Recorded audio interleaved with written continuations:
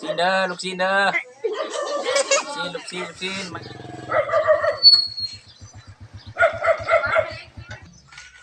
เอายังลูกค้าเอายังอันนี้เท่าไหร่2,000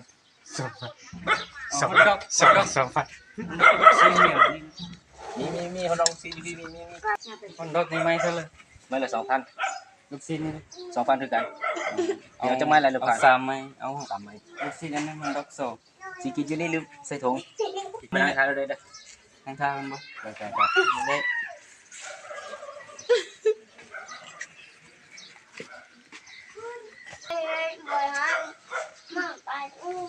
แล้วเราก็เนาะ หาจะหน่อยเด้อ Okay. ไม่เด้อ เอาไม่บ่หาจะหน่อยเด้อ